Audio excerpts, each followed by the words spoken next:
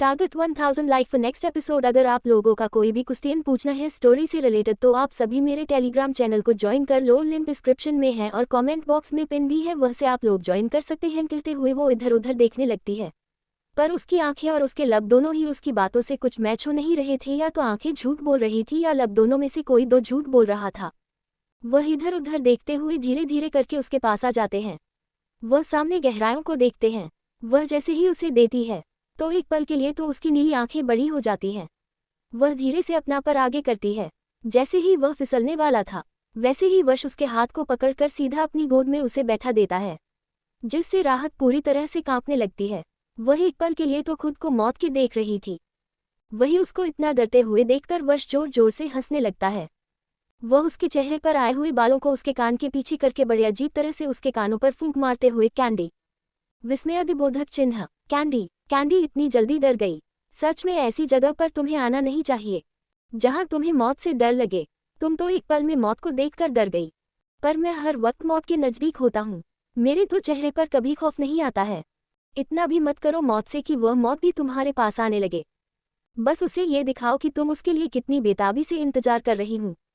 वादा करता हूँ वह तुम्हें खुद ही छोड़कर चली जाएगी। कहते हुए वो उसके बालों को सहलाने लगता है। वही राहत अपनी आंख हैरानी से बड़ी बड़ी करके ना समझी में मतलब वश बड़े ही अटपटे ढंग में राहत का सवाल का जवाब देते हुए, तुम जितना इंसान किसी का इंतजार बेताबी से करती है ना वह उतना ही वक्त लगता है, एक्सपीरियंस है। कहते हुए वह उसे एक आंख मारकर मुस्कुरा देता है, पर उसकी होठों की मुस्कुराहट कुछ अजीब थी, जिसे देख राहत की दिल की धड़कन बढ़ने लगती है। उसे समझ नहीं आ रहा था कि आखिर यह सामने वाला इंसान उसे कहना क्या चाहता है। वह बस हैरानी से उसे देख रही थी, पर उसकी मुस्कुराहट को देखकर उसे बहुत ही ज्यादा अजीब सा महसूस होता है। वह कुछ कहती तो नहीं है, वह बस सामने देखती है जहां पर सूर्य बाहर आ रहा था। यह नज़ारा देखकर उसे बहुत ही ज्यादा अच्छा महसूस होता है, क्योंकि पंछी अभी तो दिखती है और ऊपर से जानवरों की आवाज है जिन्हें सुनकर उसे एक सुकून मिलता है। वह अपना सर उसके सीने से लगाकर सामने का नज़ारा देखती है। वही वह भी सामने ही देख रहा था। उसके चेहरे पर कोई इमोशन नहीं थे, वह इमोशनल लेस होकर सामने का नज़ारा देख रहा था। चेहरे पर सिर्फ और सिर्फ एक शांत एक्सप्रेशन थे। वह कभी राहत को देखा है जिसके चेहरे पर साफ साफ सुकून था, फिर सामने नज़ारे को वही राहत वैसे ही है उसके सीने पर कर रख के मुस्कुराहट लिए। सच में यह नज़ारा कितना खूबसूरत है ना। मन करता है हमेशा है ऐसे ही नज़ारे देखे रहूं, पर मुंबई में कहाँ ये सब देखने को मिलता है। ये तो ऐसी जगह पर मिलता है जहाँ के बाद ही उन्हें एक सुकून और मन को शांति मिले। कहते कहते हुए गहरी सांस लेकर मुस्कुरा देती है। वही उसकी इस बात पर वश के चेहरे पर एक मुस्कुराहट आ जाती है। वह अपने मन में मेरी कैंडी को ये देखकर सुकून मिलता है, और मुझे मेरी कैंडी को देखकर जो मेरी जिंदगी का बहुत बड़ा सुकून है। कहते रहते हो उसके बालों को सहलाने लगता है और उसके माथे को चूम लेता है, जिसे राहत अपनी आंखें बंद करके गहरी सांस लेती है। वह उसकी तरफ देखकर बड़ी मासूमियत से, अब हमें यहाँ से चलना चाहिए, पहले ही बहुत देर हो चुकी है और मैमी हमारा इंतजार कर रही होगी, तो चलो। इस पर वश राहत के लोअर लिप को सक करके उसे एक आंख मारकर मॉर्निंग किस। पर आई नो कैंडी तुम सोच रही हो ना ये किस भी नहीं है, पर चल जाएगा अभी के लिए। कहते हुए उसे एक आंख मारकर अपने गोद में उठा लेता हूँ। वही राहत अजीब सा मुंह बनाकर उसे देखने लगती है, जैसे उसके सामने कोई पागल हो। उसने तो कुछ बोला भी नहीं और यह इंसान ने क्या सोच लिया। वह बेबसी से अपना सर हिला देती है, तो वही वश अपनी बाइक की तरफ ले जाने लगता है, जिसे देखकर राहत उसे टेंट की तरफ इशारा करते हुए, ये टेंट कौन खुलेगा या ऐसे ही यहाँ पर रखने वाले हो। वश इस पर बनी किसी इमोशंस के साथ बाइक पर बैठकर, जिसने लगाया है वही खोलेगा, तुम्हें इसके टेंशन लेने की जरूरत नहीं है, कहते हुए बाइक स्टार्ट कर देता है, जिससे राहत के दोनों हाथ उसके पेट पर चले जाते हैं और वह उन्हें कस के पकड़कर अपना सर उसकी पीठ पर लगाकर सामने का नज़ारा देखने लगती है। वहीं दूसरी तरफ कॉलेज, आज भी गर्ल्स हॉस्टल में आरजो से वही सुनने को मिला जो वह हमेशा ही सुनती आई है, जिसे सुनकर उसका मुंह बन जाता है। वह वहां से गुस्से में जाते हुए, समझ नहीं आता है मैं हॉस्टल वालों का क्या हुआ है, क्या पता हॉस्टल नहीं चालू कर रहे हैं। एक तो मेरे घर में तने बढ़ते जा रहे हैं और इन हॉस्टल वालों का क्या पता क्या हो रहा है जो हॉस्टल ही नहीं ओपन कर रहे हैं। कहते हुए वह स्टॉप पर बैठ जाती हैं और अपने मोबाइल को देखते हैं, जहां पर किसी का कॉल आ रहा है। तो वह पहले से ही गुस्से में थी। पहले तो वह कॉल को पूरी तरह से इग्नोर करती है, पर रिंग बार बार बजाने की वजह से थक हार कर कुछ सोचकर वह कॉल अटेंड कर देती है। तो सामने से कार्तिक की आवाज़ सुनाई देती है, हेलो माय बर्ड कहाँ पर हो, सोच रहा हूँ कहीं घूमने चलें। कार्तिक की आवाज़ सुनकर आरज पहले से ही बहुत गुस्से में थी। वह गुस्से भरी आवाज में, तुम्हें चैन नहीं मिलता है क्या मुझे परेशान करने के सिवा? एक तो मैं पहले से ही गुस्से में हूँ, और सुबह सुबह तुम्हारा कॉल। गॉड, तुम्हें कुछ काम धंधा नहीं है तो ढूंढ लो ना, क्यों मेरे जैसी मासूम सी बच्ची के पीछे हाथ दो मुंह धोकर सब कुछ पड़े हुए हो? एक तो पहली बात, मुझे तुमसे बात नहीं करनी है, ना ही मुझे तुम्हारे साथ रहना है। और दूसरी बात, इस नंबर से अगर फिर से तुमने कॉल किया ना तो यह नंबर भी बंद हो जाएगा। कहते हुए वो कट कर देती है और खुद से ही, पता नहीं मेरी जिंदगी में हो क्या गया है। एक तो राहत का पता नहीं कहाँ पर है, और कौन सी वह घड़ी थी जिस वक्त में इस पागल से टकरा गई थी। अच्छा होता कि उसे वक्त में उसे देखते नहीं ना उसे टकरती। अगर टकराती भी तो बात तो क्या है, मुझसे माफी मांग कर चली जाती। पर नहीं, मुझे तो उसे झगड़ा ही करना था। और देखो क्या हो गया, यह पागल आप मेरे पीछे पड़ा है। जिंदगी में हर कोई मुझे परेशान करने ही के लिए पैदा ही क्यों होता है? क्या भगवान किसी को लिखा नहीं है जो मुझे प्यार करे? कहते हुए वह मुंह बनाने लगते हैं और अपना सर अपने घुटनों में छुपा लेती हैं। वही उसके सामने ब्लैक मर्सिडीज रुक जाती है, जिससे आरिज को कुछ भी समझ में नहीं आता है। वही उसकी साइड में जो लड़कियां थी, वह सामने का को देखते हुए हैरानी के साथ अपने मन में लालच लिए, क्या लड़का है यहाँ है, कितना हैंडसम है, काश मेरा बॉयफ्रेंड बन तो पूरी जिंदगी सेटल है। कोई अगर लड़की होगी ना जो इसकी गर्लफ्रेंड, सच में वो खुशनसीब होने वाली है। कहते हुए लड़की अपने दिल पर हाथ रख दे गहरी सांस लेती है। वहीं उन लड़के की ऐसी बेहुदा बातों को सुनकर आरिज अपना सर अपने घुटनों से निकालकर सामने देखते हैं। जैसे ही वह सामने कार्तिक को देखते हैं तो हैरान हो जाते हैं। वह अपनी जगह से खड़ी होकर हैरानी भरी आवाज में, तुम यहाँ अब यह मत कहना कि तुम मेरा पीछा करते हो। मैं जहाँ भी जाती हूँ वहाँ पर टपक जाते हैं। अब यहाँ क्यों आए हो? यहाँ पर क्या रह गया है तुम्हारा अब यहाँ से जो मुझे तुमसे कुछ बात नहीं करनी है? करते हुए को अपनी आंख से छोटी छोटी करके उसे देखने लगती है। तो कार्तिक अपने सनग्लासेस को निकालकर उसको बंद करते हुए बड़े एटीट्यूड के साथ आरिज देखकर, तुम्हें क्यों ऐसा लगता है कि मैं तुम्हें देखने के लिए आया हूँ? वैसे भी तुम्हारे साइड में देखो कितनी खूबसूरत लड़कियां हैं, सोचो उनसे मिलकर आओ। तुम्हारे में है क्या जो हर वक्त तुम्हारे पीछे पागल बैठता फिर हूँ?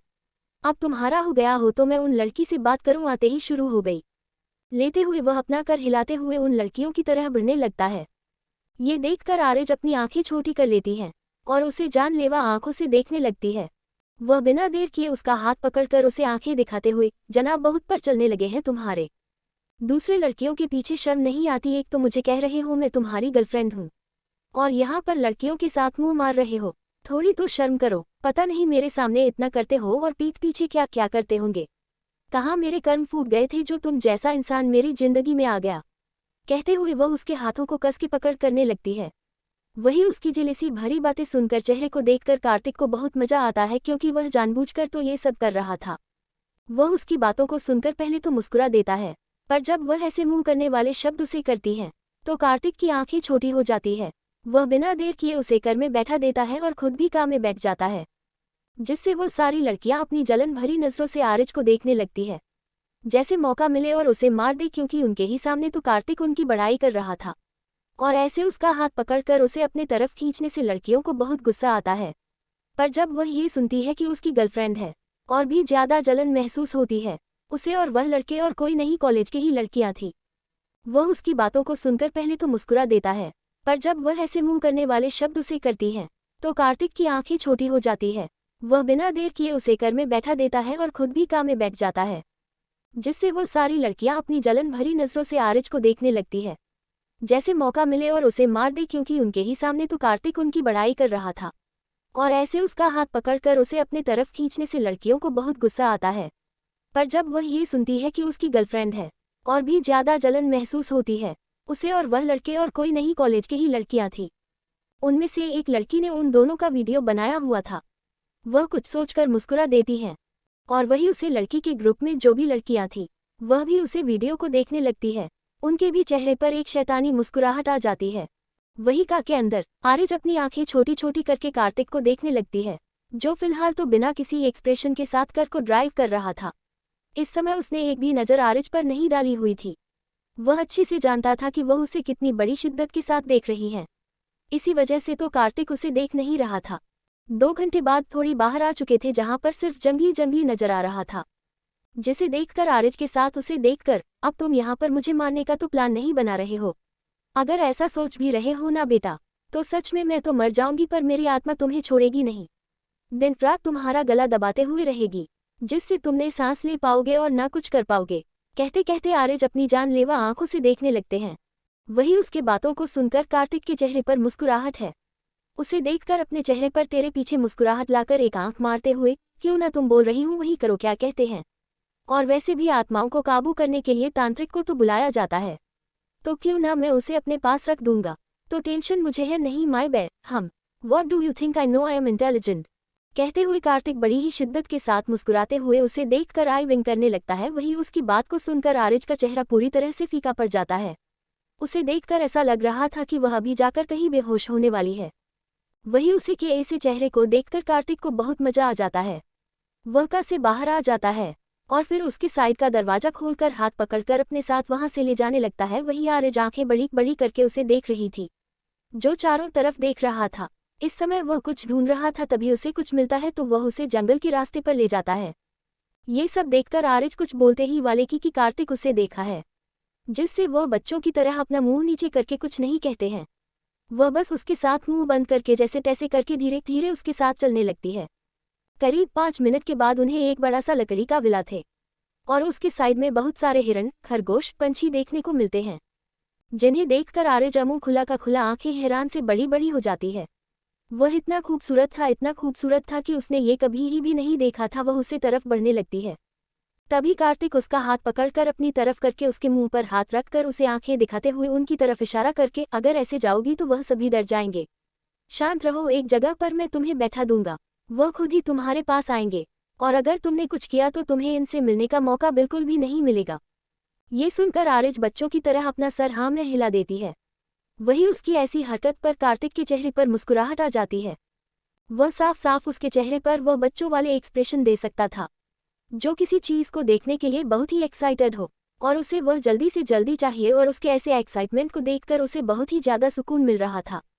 कार्तिक उन सभी से 10 कदम की दूरी पर एक बेंच पर बैठ जाता है और अपने साइड में आरिज बैठ जाते हैं। वह बस अपनी टमटमाए आंखों से उन सभी को देख रही थी। करीब 20 मिनट हो चुके थे उन्हें ऐसे बैठे बैठे, पर कोई भी वहां पर नहीं आता है, जिससे उसका सर कार्तिक के कंधे पर चला जाता है और वह अपने आंखें बंद करके उधर से भारी शक्ल बना लेते हैं। पर फिर भी उसे सुकून था कि यह सभी तो उसके पास थे। तभी वह महसूस करती है कि उसके गोद में कोई है, तो जल्दी से अपनी आंखें खोलता है तो उसकी गोद में खरगोश का बच्चा था, जो अपनी आंखें बड़ी बड़ी करके उसे ही टुकुर टुकुर देख रहा था। ये देखो, उसके चेहरे पर चमक आने लगते हैं। वह कार्तिक की तरफ देखते हैं, जिसके पास एक हिरन का बच्चा था, जिसके वह बालों को सहला रहा था। ये देखकर उसे और भी ज्यादा खुशी मिलती है। वह बड़े प्यार से उसे खरगोश के बच्चों को सहलाने लगती है। तभी वहां पर और भी खरगोश के बच्चे और पंछियां आने लगते हैं, जिससे उसे ज्यादा खुशी मिल रही थी। उसकी आंखों में एक अलग सी चमक कहाँ जाती है। वह बड़ी प्यारी बड़ी निगाहों के साथ उन सभी पंछियों को देख रहे थे। वही वह सभी पंछी उसके साथ खेल रहे थे। तभी एक बुजुर्ग आदमी वहां पर आ जाता है और अपने हाथों में कुछ खाने का सामान लेता है, जिसे वह सभी कार्तिक और आरिज से दूर होकर उसे बुजुर्ग आदमी की तरफ चले जाते हैं।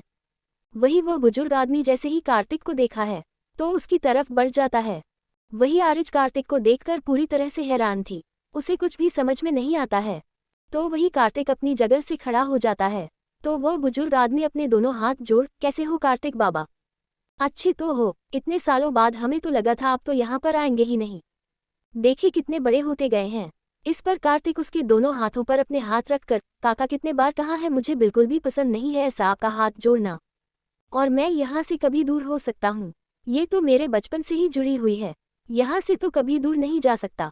वैसे कुछ चाहिए, कुछ कमी है, यही पूछने के लिए आया था और सोचा आपसे मिलकर भी जाऊं, और इन्हें देखे हुए बहुत साल हो गए तो इसे भी मिलने आ गया। इस पर बुजुर्ग आदमी अपना सरना में हिलते हुए, बिल्कुल भी नहीं, सब कुछ है, आप आराम के साथ रहिए, तब तक मैं आपके लिए कुछ बना लेता हूँ। इस पर वो अपना सर हिला देता है तो वह बुजुर्ग आदमी मुस्कुराते हुए वहां से चला जाता है। वही उसे बुजुर्ग आदमी के जाने के बाद आरिज हैरानी के साथ कार्तिक को देखकर, ये सब क्या है कार्तिक, और यह जगह और ये दादाजी तुम्हें मतलब जानते कैसे हैं? तुम यहाँ पर आते रहते हो, और जहाँ तक मुझे पता है धारा ने बोला था कि तुम अभी ही तो बाहर की कंट्री से आए हो, तो फिर?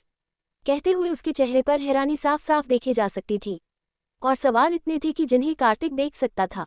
वही कार्तिक एक गहरी सांस लेकर उसकी हैरानी को दूर करते हुए सामने देखकर, ये जगह मेरे बहुत नज़दीक है, क्योंकि यह जगह और किसी की नहीं, मेरे पापा की है, उन्होंने ही यह सब बनाया था, और रामू काका बचपन से ही यहाँ पर रहते आए हैं और इन सभी की देखभाल करते आए हुए हैं। जब मैं 3 साल का था तब यहाँ पर आया था। 2 साल बाद फिर से मुझे यहाँ से दूर जाना पड़ा क्योंकि उसे वक्त पता चला मेरे माँ और पापा का डिवोर्स हो गया और उन दोनों में मेरे लिए कैसे शुरू हो गई, जो उसकी वजह से मुझे इन सब से दूर रहना पड़ा। 2 साल तक की शुरू रह गई और यह केस माँ जीत गई। उसके बाद पता चला कि पापा की मौत हो गई। क्यों हो गई, क्या हो गई, ये तो नहीं पता, बस इतना पता चला कि वह मुझे छोड़कर चले गए।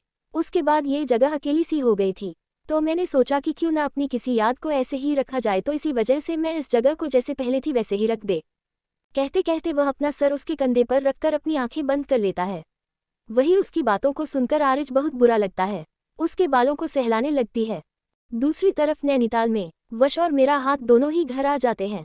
जैसे ही वह दोनों हाल में आते हैं तो सामने प्रगति जीवन दोनों को दिखती है। जिनके हाथों में थाली थी वह उन दोनों को देखकर बड़ी सी मुस्कुराहट लिए, आ गए तुम दोनों, जाओ जल्दी से फ्रेश हो जाओ, मैं तुम दोनों के लिए ब्रेकफास्ट बना देती हूँ। कहते हुए वह वहां से गणपति के सामने थाली को रखकर किचन की तरफ बढ़ने लगती है। वही उन्हें किचन में जाते हुए देख कर रहा है। जल्दी से वॉशरूम की तरफ चले जाते हैं क्योंकि राहत को पता था कि प्रगति की पूरा काम खुद ही हैंडल कर लेती है। इसी वजह से वह जल्दी से जल्दी फ्रेश होकर प्रगति जी की मदद करना चाहती थी। वही राहत जैसे ही वॉशरूम में चली जाती है वैसे ही वश वॉशरूम में आ जाता है। उसे देखकर राहत पूरी तरह से हैरान हो जाती है। वह हैरानी के साथ, तुम यहाँ पर क्या कर रहे हो? मैं पहले फ्रेश हो जाती हूँ, मुझे बहुत सारे काम हैं, बाद में तुम फ्रेश हो जाना। वैसे भी तुम घर पर ही हो, कहीं जाने वाले तो हो नहीं, और मम्मी तुम्हें कोई काम देने वाली तो नहीं है, तो बेहतर यही होगा बाद में नहा लो। अब मुझे तंग करना छोड़ो और यहाँ से जल्दी चले जाओ, मुझे पहले ही बहुत देर हो चुकी है और मम्मी मदद भी तो करनी है, कितना अकेला काम हो करेगी। कैप्शन बा ऑफ पॉकेट नॉवल रीडर। कहते हुए वह वहां से गणपति के सामने थाली को रखकर किचन की तरफ बढ़ने लगती है। वही उन्हें किचन में जाते हुए देख कर रहा है। जल्दी से वॉशरूम की तरफ चले जाते हैं क्योंकि राहत को पता था कि प्रगति की पूरा काम खुद ही हैंडल कर लेती है। इसी वजह से वह जल्दी से जल्दी फ्रेश होकर प्रगति जी की मदद करना चाहती थी। वही राहत जैसे ही वॉशरूम में चली जाती है वैसे ही वश वॉशरूम में आ जाता है। उसे देखकर राहत पूरी तरह से हैरान हो जाती है। वह हैरानी के साथ, तुम यहाँ पर क्या कर रहे हो? मैं पहले फ्रेश हो जाती हूँ, मुझे बहुत सारे काम हैं, बाद में तुम फ्रेश हो जाना। वैसे भी तुम घर पर ही हो, कहीं जाने वाले तो हो नहीं, और मम्मी तुम्हें कोई काम देने वाली तो नहीं है, तो बेहतर यही होगा बाद में नहा लो। अब मुझे तंग करना छोड़ो और यहाँ से जल्दी चले जाओ, मुझे पहले ही बहुत देर हो चुकी है और मम्मी मदद भी तो करनी है, कितना अकेला काम हो करेगी। कहते कहते रहमत उसे आंखें दिखाने लगती है, जैसे अगर तुम अभी नहीं गए तो मुझसे बुरा कोई नहीं होगा, पर वश में तो जैसे सोच लिया था कि वह राहत को परेशान करेगा। वही 1 इंच भी नहीं हिला। जिस देखकर राहत छोटे बच्चों की तरह मुंह बनाकर, क्या तुम सच में वॉशरूम से बाहर नहीं जाओगे? तुमने ये दिमाग में डाल ही दिया है कि मुझे ऐसी मासूम सी बच्ची को तुम हर दिन परेशान करते रहोगे और एक भी मौका नहीं छोड़ोगे? क्या मिलता क्या है मुझे परेशान करने में तुम्हें? कहते हुए राहत लगभग रोने वाली शक्ल बना देती है और वही उसके चेहरे को देखकर वश नीचे झुक जाता है। वह उसके चेहरे को देखकर बड़ी मासूम भरी आवाज में, क्या करूं कैंडी, तुम हो ही ऐसी, और वैसे भी मैं नहीं चाहता कि मेरी सासू जी के सामने एक आइडल सोने न लाओ की इमेज खराब हो। अगर तुम्हें कोई प्रॉब्लम है तो तुम जा सकती हूँ, नहीं तो मुझे साथ में शबर लेने में कोई भी प्रॉब्लम नहीं है। कहते हुए वह बड़ी ही प्यार भरी मुस्कुराहट लिए उसे देखने लगता है, पर उसकी आंखों में नोटी से उसे देखने लगता है। जैसे राहत अपनी आंखें छोटा करके, हाँ तुम्हें कौन सा प्रॉब्लम होने वाला है? तुम्हें कुछ झेलना है? हम झेलना तो मुझे है, एक तो जब देखो तब मौका देखते हो कब मुझे परेशान करो, और अब मौके मिल रहे हैं तो तुम कैसे छोड़ोगे? तुम तो बहुत महान हो ना, मेरे मम्मी के सामने तो एक आदर्श दामाद बन गए, पर मुझे हमेशा डांट दिलवाते हो उनसे। मुझे ऐसा लग रहा है कि जाते जाते हम दोनों माँ बेटियों में तुम्हारी वजह से ही कुछ न कुछ होने वाला है। अगर ऐसा कुछ हुआ तो समझ जाना कि तुम अपना सारा सामान लेकर घर से बाहर होने वाले हूँ। मैं बिल्कुल भी तुम्हें घर में पैर में रखते नहीं दूंगी। मिस्टर वशनो नो माई डेविल नाइट, ये नाम तुम पर परफेक्ट बैठ जाता है।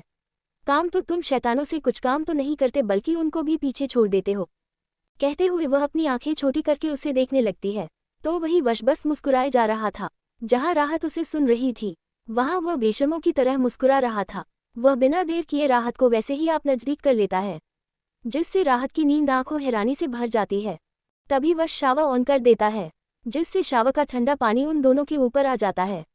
ठंडा पानी को अपने ऊपर महसूस करके राहत को ठंड लगने लगती है, तो वश ठंडे पानी का शावर बंद करके गर्म पानी का शावर ऑन कर लेता है। उसी तरह के चेहरे पर जो परेशानी थी आपको सुकून में बदल गई है। वही वश अपने कपड़े उतारने लगता है। जिसे राहत अपनी आंखें बंद कर लेती है। वह अपने कपड़े निकालकर रहा हाथ के कपड़ों को निकलते हुए, कैंडी ऐसे मत आंखें बंद करो, जैसे तुमने कुछ देखा ही नहीं है। तुम अच्छे से जानती हूँ मेरे कहाँ कहाँ क्या क्या है।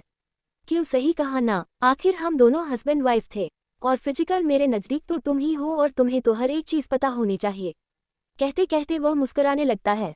वही उसकी बेशर्म में भरी बातों को सुनकर रहता बेबस इसे अपना सर हिला देती है, क्योंकि उसे पता था कि सामने वाला शख्स किस हद तक बेशर्मी की बातें कर सकता था, और वो और भी ज़्यादा शर्माना नहीं चाहती थी। इसी वजह से वश जो भी कर रहा है वह उसे करने दे रही थी। वह एक बार भी उसे रुकती नहीं है। वह बस बीच बीच में अपनी आंखें कस के बंद कर लेती हूँ, क्योंकि जानबूझकर वश कुछ ऐसे वीक पॉइंट पर हाथ रख देता है राहत के, जहां पर राहत की पूरी बॉडी कांपने लगती है, क्योंकि राहत की सेंसिटिव जगह वश को अच्छे से पता था, जिससे उसे और भी ज़्यादा मजा आता था उसे परेशान करने में। वही राहत भी वश की सारी हरकतों को देख रही थी। वह साफ साफ जानती थी कि उसका पति कितने लेवल का बेशर्म है। वह जानबूझकर उसे तंग कर रहा था। इसकी वजह से कुछ भी नहीं रहती, बस शांत रहती है। करीब 20 मिनट के शावर में वश पूरे 1 घंटा लगा लेता है, जिससे राहत को बहुत गुस्सा आता है उसे पर वह कर भी तो कह सकती थी, मन मारकर उसे जो करना है वो करने दे रही थी।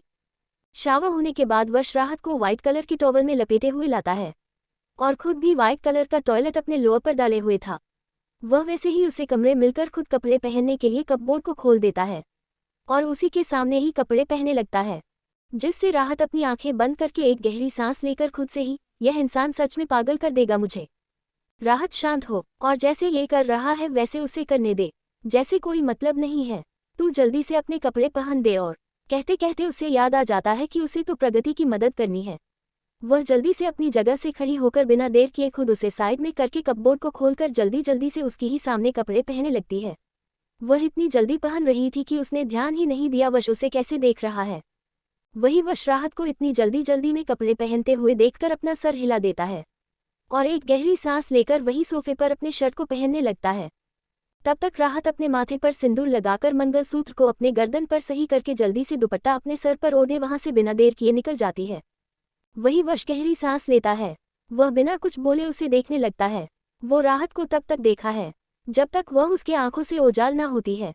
जैसे ही राहत रूम से बाहर जाते हैं वैसे ही वश सोफे पर अपना सर रखकर अपनी आंखें बंद करके गहरी सांस लेता है, और अपनी उंगलियों को अपने घुटने पर रखकर उसे टेप करने लगता है, जैसे कुछ सोच रहा हूँ। करीब 15 मिनट के बाद वो अपने सर पर से अपने हाथों को दूर कर देता हूँ, और वैसे ही सामने देखने लगता है जहाँ पर बेड उसे नजर आता है। वह कुछ सोचकर अपना सर हिलाकर बड़ी अजीब तरह से मुस्कुराते हुए वहां से चला जाता है। वही दूसरी तरफ हैप्पी इस समय तैयार हो रही थी, और वही सोफे पर बैठा संयम उसे बड़ी प्यारी बड़ी निगाहों से देख रहा था। इस समय उसने अपने हाथों में फाइल पड़ी हुई थी, पर वह उसे पढ़ कम और हैप्पी को देख ज्यादा रहा था। देखना तो छोटा शब्द हो जाएगा, वह तो उसे घूर घूर कर देख रहा था। वही मिरर में से हैप्पी उसे देख रही थी, पर कुछ भी नहीं कहते हैं। वह बस खुद को तैयार करने में लग जाते हैं। जब हैप्पी को रहा नहीं जाता है तो उसकी तरफ देखकर अपने आंखें छोटे छोटे करके, तेनों में कोई खाने की चीज दिख रही है। जो तुम लोग ऐसे तड़ तड़ कर देख रहे हो, कुछ तो शर्म करो। कहते हुए वह अपनी आंखें छोटी करके उसे देखने लगी है, तो संयम बड़ी ही मासूम से शक्ल बनाते हुए उसकी तरफ बनने लगता है, जिससे हैप्पी बस अपनी आंखें छोटे छोटे करके उसे देखने लगती है। तो संयम मिरर में से है, उसके कंधे पर अपना सर रखकर बड़े प्यार भरी आवाज में, क्या करूं, मेरी बीवी ही इतनी खूबसूरत है कि कहीं और देखने का मन ही नहीं करता है, और अब तो पूरा मन कम से हटकर तुम्हारे ऊपर पागल हो गया है। अब ऐसा लग रहा है कि इस प्रेसिडेंट को सब कुछ छोड़ छाड़ कर अपने बीवी के पल्लू को पकड़ना पड़ेगा, कहीं उसे कोई दूर न ले जाए। कहते हुए वह मुस्कुरा देता है। वही उसकी इस बात पर हैप्पी अपने चेहरे पर नकली हंसी हंसते हुए, वेरी फनी तनु, ना कुछ भी मुंह में आए वही बक दो, मतलब कुछ भी। तनु, पता है तनु वास्ते कितने लोग इंतजार कर रहे हैं, पर नहीं तनु तो यहाँ बैठकर शायद आना करना है। अब जाओ जल्दी से, काम बहुत है। कहते कहते वह उसके दोनों हाथों को पकड़कर अपने कंधे से दूर करने लगती है, तो संयम वैसे ही उसकी कमर को पकड़कर उसकी पीठ को अपने सीने से लगाकर बड़े ही प्यार से, वह तो हमेशा ही इंतजार करते हैं, उन्हें हमेशा ही मुझे से काम रहता है, पर मैं कब अपने बीवी के लिए टाइम निकालो। हर वक्त अगर काम करने लगो तो मेरे इस फैमिली ड्रीम का क्या होगा। मुझे तो 5-6 बच्चे चाहिए, तो उसके लिए मुझे अभी से ही हार्ड वर्क करना शुरू करना पड़ेगा। कहते हुए वह अपने सर हिला देता है। वही उसके बाद पर हैप्पी पूरी तरह से हैरान हो जाते हैं। वह हैरानी भरी आवाज में, क्या 5-6 बच्चे, तुसी ठीक तो हो, हॉस्पिटल ले जाओ। यहाँ पर मैं 1-2 के बारे में सोचकर परेशान हो रही हूँ, और तुलसी ने तो अलग ही ड्रीम बना रखे हैं।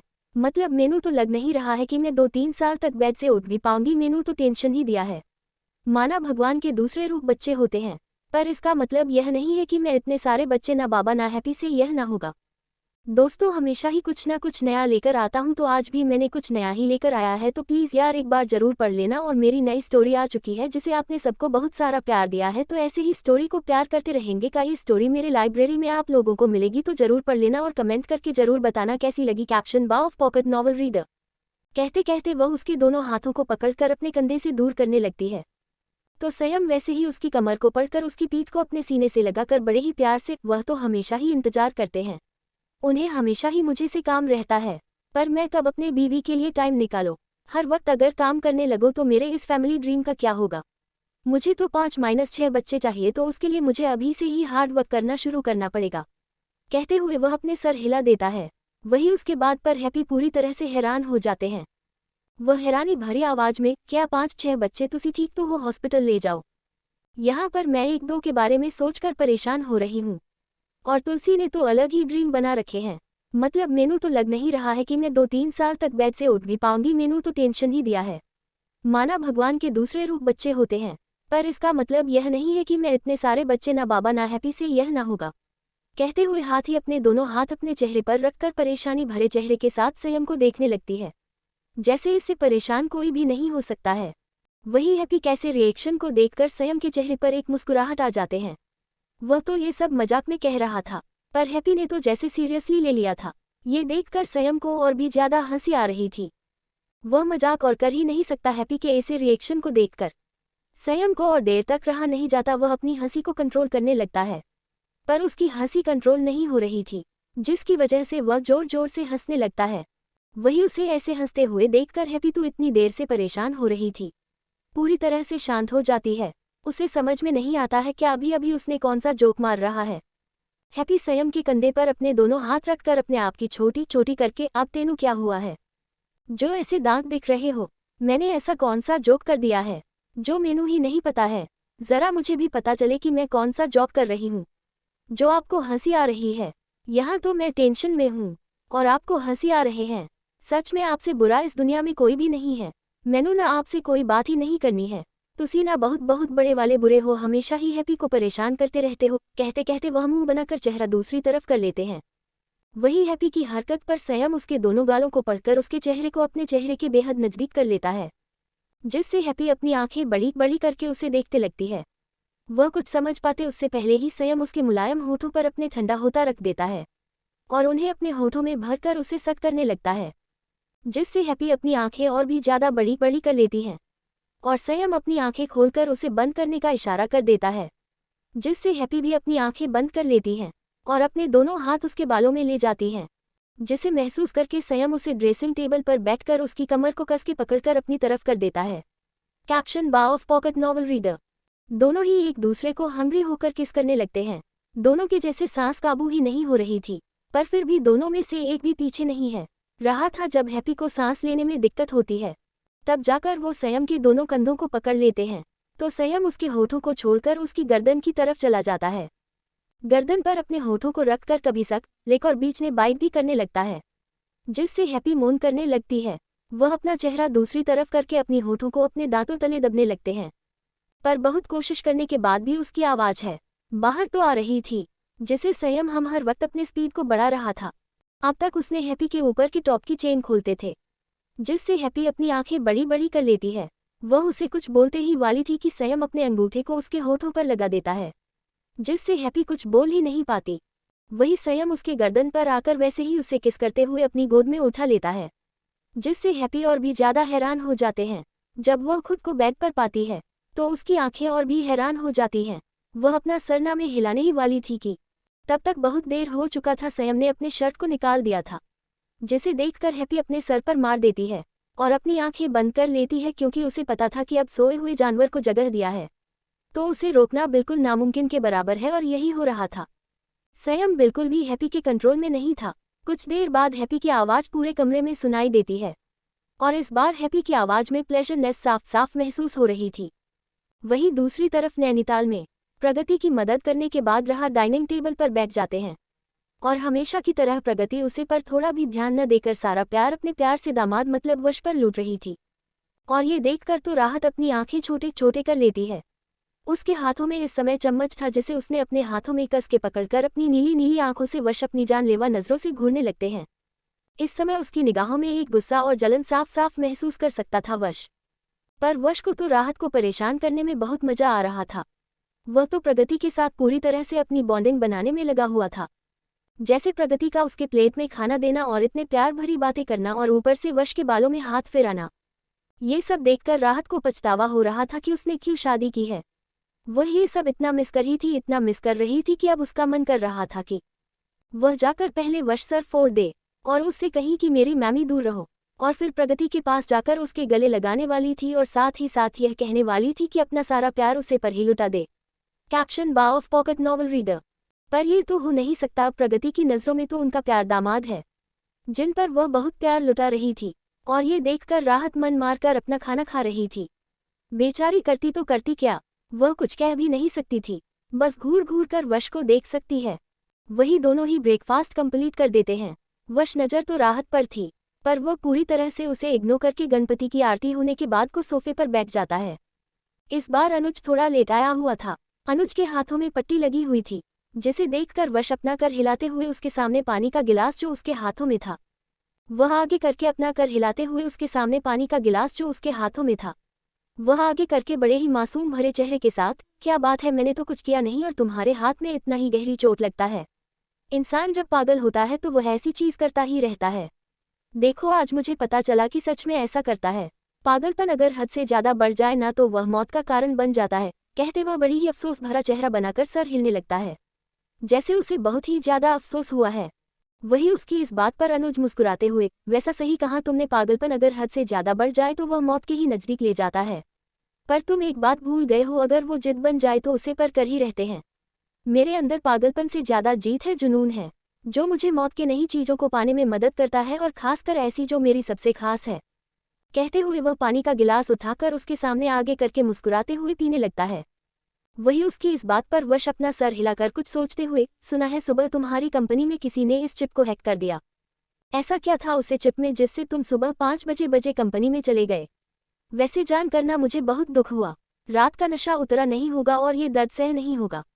पागल तो हो चुके थे, अब बर्बाद भी होने वाले हो। मुझे ये समझ नहीं आया था कि लोग खुद की मौत कैसे लिखता है, पर तुम्हें देखकर ना मुझे ये समझ आ गया। कहते हुए वह अपना सर हिलाकर अपने पॉकेट से एक लाइटर को निकाल देता है और उसे ऑन करके उन दोनों के सामने रख देता है, जिससे अनुज भी उसे लाइटर को देखने लगता है। उसके चेहरे पर हल्की सी सिकन सा चुकी थी। वह कभी उसे लाइटर को देखा है तो कभी वश को, जिसके चेहरे पर एक अजीब सी मुस्कुराहट थी। अनुज उसके इस बात पर बस मुस्कुराते हुए, मुझे लगा ही था। वैसे तुम्हें मेरे बारे में क्या क्या पता है? कहते हुए हमें वह ग्लास को टेबल पर रखकर लाइटर को बंद कर देता है। उसकी इस हरकत पर वश अपनी ठंडी आंखों से उसे देखकर, लाइट ऑन किया है, बंद भी मैं करूंगा। तुम्हारी इतनी औकात नहीं है इस लाइटर को छूने की। कैप्शन बा ऑफ पॉकेट नॉवल रीडर। तुम्हें करोगे वह भी बहुत अच्छी तरह से, पर नाइट के स्टाइल में। कहते हुए हमें वह ग्लास को टेबल पर रखकर लाइटर को बंद कर देता है। उसकी इस हरकत पर वश अपनी ठंडी आंखों से उसे देखकर, लाइट ऑन किया है, बंद भी मैं करूंगा। तुम्हारी इतनी औकात नहीं है इस लाइटर को छूने की। कहते कहते उसे लाइटर को ऑन करके अपने चेहरे पर फिर से एक मुस्कुराहट लाते हुए, और जहां तक मुझे तुम्हारे बारे में पता है, तो तुम्हें क्या लगता है मुझे क्या क्या पता होगा? वैसे सुना है माफिया के पास हर किसी की इन्फॉर्मेशन आसानी से आती है। कहते हुए वह सोफे की आर्मरेस्ट पर अपनी एल्बो को कर अपने एक हथेलिया में अपने चेहरे को रखकर उसे बड़ी ही अजीब नजरों से देखने लगता है। अभी उसे इस बात पर और उसके ऐसे मुस्कुराहट को देखकर अनुज के चेहरे पर एक पसीने की बूंद आ जाते हैं। तभी वहां पर राहत आ जाते हैं। राहत के आते ही वश लाइटर को ऑन किया था उसे बंद करके अपने पॉकेट में डालकर मुस्कुराते हुए राहत को देखने लगता है। वही उसके ऐसे रिएक्शन और उसके से हरकत और मुस्कुराहट जो अभी एक डेवल से प्यारी सी मुस्कुराहट में बदल गई थी, गौर से देखने लगता है। वही राहत मुझको देती है तो अपने दोनों हाथ अपने चेहरे पर रहकर, अनुज तुम्हारे हाथ को क्या हुआ है? अब क्या कर दिया किसी ने? तुम खुद का ध्यान क्यों नहीं रख रहे हो? कल एक्सीडेंट और आज तुम्हारे इस हाथ को देखकर ना मुझे गुस्सा आ रहा है। तुम अपना ध्यान क्यों नहीं रखते हो? अंकल आंटी कितने परेशान होते होंगे। कहते कहते वह उसके हाथ को अपने हाथों में लेकर बड़ी ही परेशानी भरे चेहरे के साथ देखने लगती है। वह बड़ी गौर से उसके हाथों को देखने लगते हैं। वही राहत के ऐसे करने से अनुज अपनी गर्दन टेढ़ी करके वश को देखकर अपने चेहरे पर तिरछी मुस्कुराहट लाकर उसे आंख मारते हुए राहत को देखकर बड़े प्यार भरे मुस्कुराहट लिए। राहत, ऐसी कोई बात नहीं है, वह क्या हुआ है ना, मैं अकेला था घर पर और कोई भी नहीं था और मुझे पानी का गिलास चाहिए था, तो गलती से मेरा एक पैर स्लिप हो गया है और मेरा हाथ पर कांच का प्लॉट गिर गया, बस इतना सा, बाकी कुछ नहीं हुआ है। कहते हुए अनुज उसके हाथों पर अपना हाथ रखकर बड़ी ही प्यार भरी निगाहों के साथ उसे देखने लगता है। वही उसकी इस बात पर राहत और भी ज्यादा परेशान होकर, अनुज, इतनी सी बात है तुम्हारे हाथ पर लगी है और तुम इतनी सी ही बात कर रहे हो, कितना लगा है देखो, मुझे तो ऐसा लग रहा है कि बहुत खून बहाना होगा। तुम डॉक्टर के पास गए थे ना, उन्होंने क्या कहा? मुझे लग रहा है ना तुम्हें अब मंदिर में जाकर खुद की शांति के लिए हवन रखना चाहिए, तुम्हारे पीछे तो जैसे कोई पनौती होती है पड़ी हुई है। कहते कहते वह परेशान हो जाती है। वही उसकी इस बात पर अनुज के चेहरे पर एक मुस्कुराहट आ जाती है। वह अपनी तिरछी निगाहों से वश को देखा है, जिसके चेहरे पर कोई भी एक्सप्रेशन नहीं। वही उसे देखकर अपना कर हिलाते हुए, हाँ सही कहा, मेरे पीछे पनौती तो पड़ी है, पर डोंट टी वरी, कुछ जल्दी ही मेरे पीछे से हट जाएगी। आखिर कितनी देर तक मेरे पीछे रहेगी? कहते हुए वह उसके बालों को सहलाकर मुस्कुरा देता है। तो राहत भी अपना सर हिलाते हुए बिना वश को कुछ सोचते हुए, तुम ना यहीं पर बैठो, मैं तुम्हारे लिए कुछ लाती हूँ। वैसे भी तुमने तो कुछ खाया तो नहीं होगा, देखकर ऐसा लग रहा है कि तुम बहुत थके हुए हो, रुको मैं तुम्हारे लिए कुछ लाती हूँ। कहते हुए राहत वह से चले जाते हैं। वही उसके जाते हुए देख अनुज कुछ सोचते हुए अपने चेहरे पर एक मुस्कुराहट लाकर, चाहे कितनी भी कोशिश क्यों ना कर लो, फिक्र तो है मेरी, बात है तो मेरे लिए कुछ ज्यादा ही है। देख रहे हैं मेरे आते हैं तुम पर तो ध्यान नहीं देना छोड़ दिया है मेरी मोती ने, और मेरी ही रहेगी, मुझे इतना तो जरूर पता है, तुमने शादी तो जबरदस्ती करी है, क्योंकि उसके मन में तो मैं ही हूँ, बस दिखती नहीं है। कहते हुए वह एक के ऊपर दूसरा पर डाले उसे देखने लगता है। वही उसकी इस बात पर वश एक साइलेंट स्माइल के साथ उसे देखने लगता है। तभी राहत अपने हाथों में 2 प्लेट्स लेकर आती है। एक प्लेट अनुज के सामने करती है और एक प्लेट वश के सामने कर देती है। तब तक प्रकृति भी वहां पर आ जाती हूँ। प्रगति को आते हुए देखकर राहत वश के पास बैठ जाती है, जिससे अनुज अपनी आंखें बंद करके गहरी सांस लेता है। वही प्रगति अनुज के साइड में आकर बैठ जाती है। उनके चेहरे पर भी परेशानी साफ साफ देखे जा सकती थी अनुज हाथ देखकर। वही वश अपने पेन के पॉकेट से रुमाल को निकाल देता है और वह राहत के हाथ को पकड़कर राहत की तरफ देखा है। राहत को कुछ समझ नहीं आता है, उसे हैरानी से देखने लगता है। तभी वश हाथ को पकड़कर रुमाल से साफ करने लग जाता है, जिसे राहत अपनी आंखें हैरानी से बड़ी बड़ी करके उसे देखने लगती है। तो वश अपने चेहरे पर एक प्यार लाकर उसके हाथ को अच्छे से साफ करता है, जिस हाथ से उसने अनुज को पकड़ा हुआ था। फिर उसी हाथ को अपने होठों रख देता है, जिसे राहत उसे आंखें दिखाने लगती है और आंखों से ही प्रगति की तरफ इशारा कर देते हैं। तो वश एक नज़र तिरछी करके अनुज को देखा है, फिर उसी के ही सामने उसके होठों को हल्का सा किस करके उसे आंख मारकर उसे दूर हो जाता है, जिससे अनुज के हाथों की मुट्ठियां बन जाती हैं। उसने अच्छे से उसके बातों का जवाब दिया था, वह भी बिना कुछ करे। वही राहत अभी अभी जो हुआ वह हैरानी से मुंह खोल उसे देखने लगते हैं। उसे तो पूरी तरह से शर्माने लगती है। एक तो उसने खुलेआम उसे किस किया और अब ऐसे बेटा है जैसे उसने कुछ किया ही नहीं है। वह तो साइलेंट होकर सामने का नज़ारा देख रहा है, मतलब सच में वह क्या करे उसे खुद भी नहीं समझ में आ रहा था। वही राहत के ऐसे चेहरे को देखकर प्रगति, जो अनुज बात कर रहे थे, उसकी नज़र में राहत की तरफ जाते हैं और वह हैरानी के साथ, राहत तुम्हें हुआ क्या, ऐसे मुंह क्यों खोल रखे हैं, खाना है तो खा लो, मक्खी चली जाएगी बेटा। इस पर राहत जल्दी से अपने सेंस में आकर अपना सर हाँ में हिलाकर मुंह बंद कर देते हैं और अपने तिरछी नज़रों से वश को देखते हैं, जिनके हाथों में बर्फी थी और वह बड़े आराम के साथ उसे ही देखकर खाए जा रहा था। ये देखकर राहत गुस्से में काजू कतली लेकर खाने लगते हैं। वही सामने अनुज, उसकी तो चेहरा पूरी तरफ से फीका पड़ चुका था, वह अपनी आंखों को शांत कर रहा था क्योंकि सामने प्रगति और राहत दोनों ही थी और वह उनके सामने गुस्सा तो बिल्कुल भी नहीं दिखाना चाहता था। वह अपने सर को दबाते हुए कुछ सोचकर प्रगति से, आंटी अब मुझे जाना चाहिए, कुछ काम है, तुम नहीं चलता हूँ। और फिर राहत की तरफ देखकर मुस्कुराते हुए, मुझे तो याद ही नहीं, मैं तो भूल ही गए थे तुम्हें मैं कुछ कहना था। सुनकर राहत हैरानी से अपना सर हाँ में हिला देती है। अनुज एक नज़र वश को देखता है, जो उसे ही देखकर बर्फी खाए जा रहा था।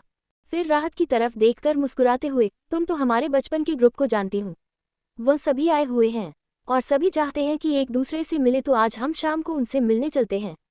कितने साल हो गए हैं मिले ही नहीं है।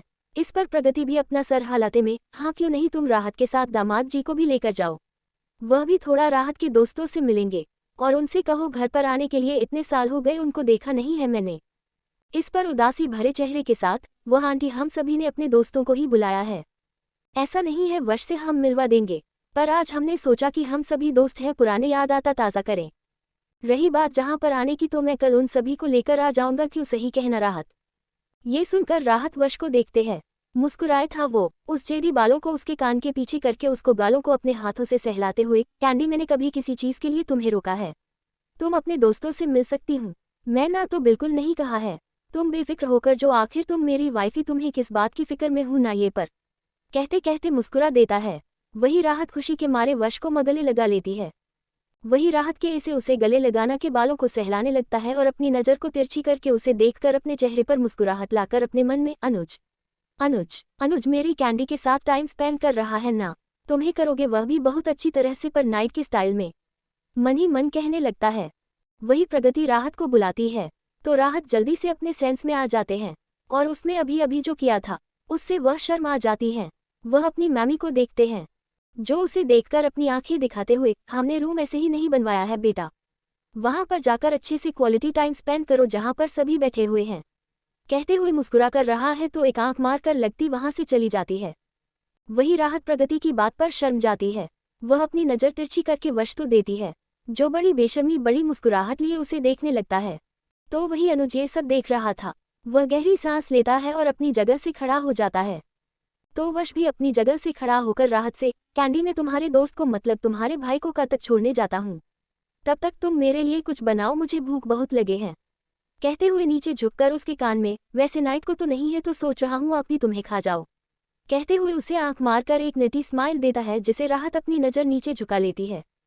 आज के लिए इतना, मिलते हैं नेक्स्ट एपिसोड में। पर आज दिवाली है तो सभी को हैप्पी दिवाली और अपनी दिवाली पूरी तरह से एंजॉय करते रहना और ऐसे ही साथ देते रहना। रुको सभी लोग, कहीं जाओ मत, ये तक स्टोरी सुन लिए हो तो एक प्यारा सा कमेंट कर दो और लाइक शेयर सब्सक्राइब भी कर दीजिए। आप लोग आगे की स्टोरी नेक्स्ट पार्ट में, टैब तक के लिए बाय, टेक केयर।